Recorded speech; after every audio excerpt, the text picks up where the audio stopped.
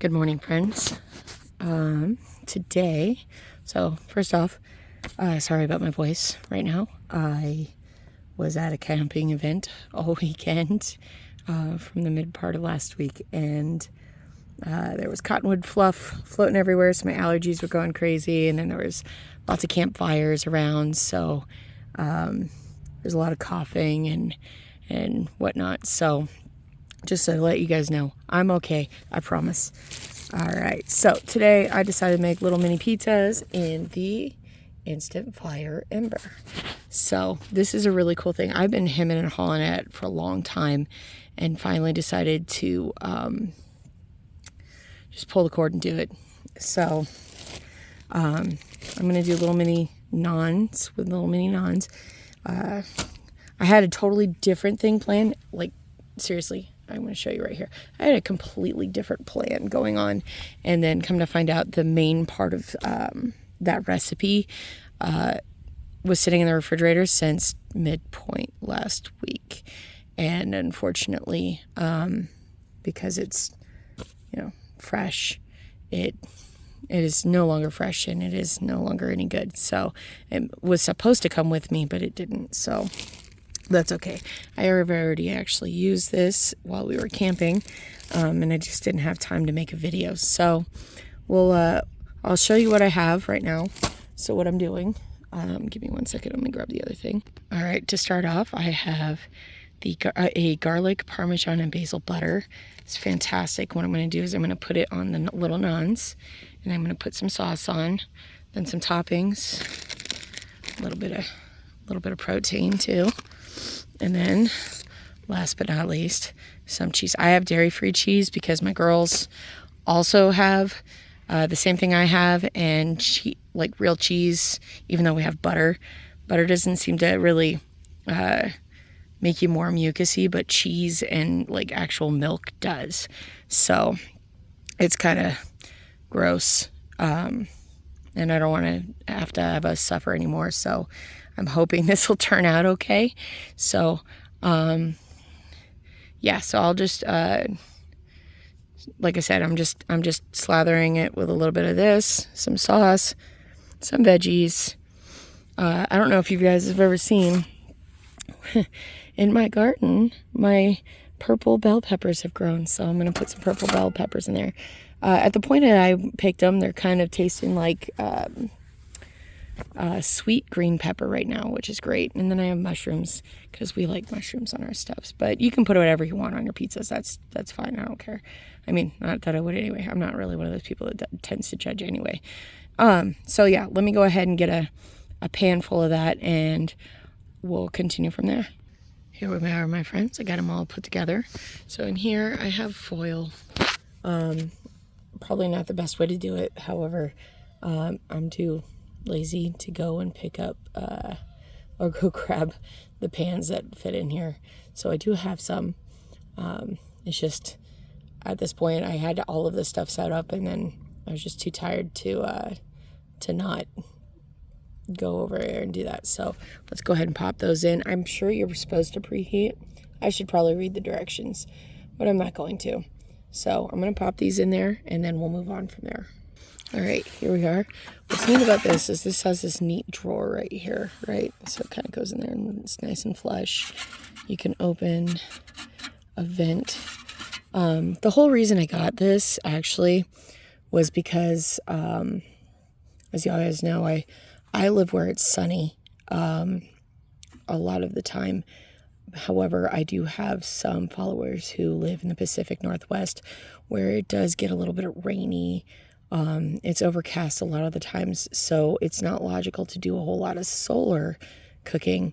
So my idea was, well, yeah, you have the electric functions on all of the trays now, but it's not quite the same. This isn't too bad. As you can see, this is my hand. I don't have very big hands. It's not too big. It's not very clunky. I mean, it's kind of awkward, but because it's modular, it fits with your camping gear pretty well. It's not heavy at all. But the idea was that there were different types of ways to cook.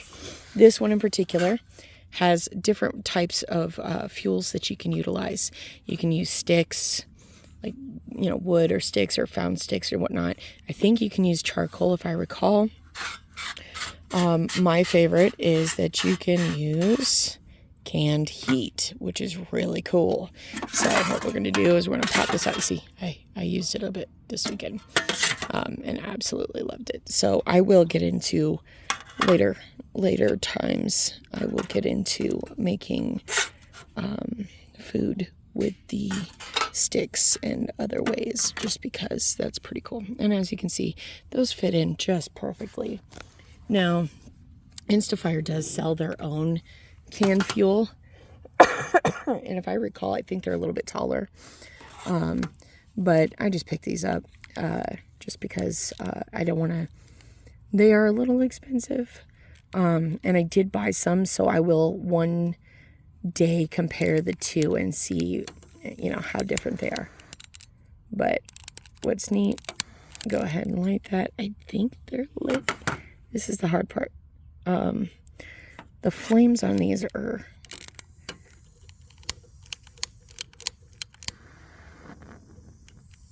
they're invisible. So, that one is burning. See if I can get this one. There we are. I don't know if you could hear that, but that was the sound of it lighting. So, maybe. I think. Let me double check.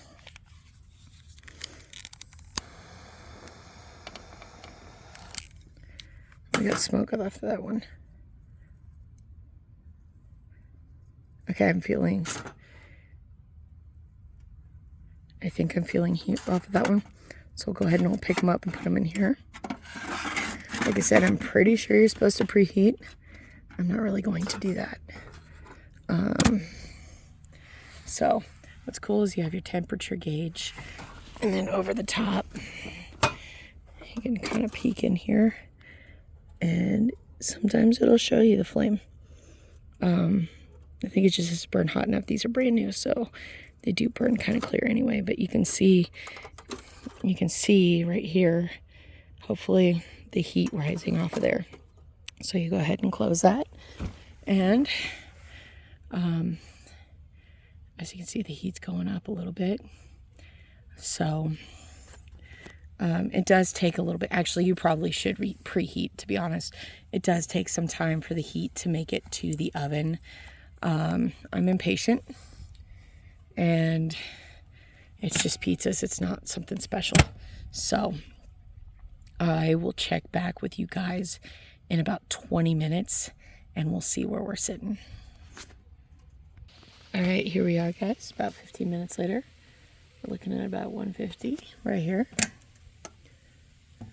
And the butter's starting to melt. I don't know if this stuff is supposed to melt according to the picture.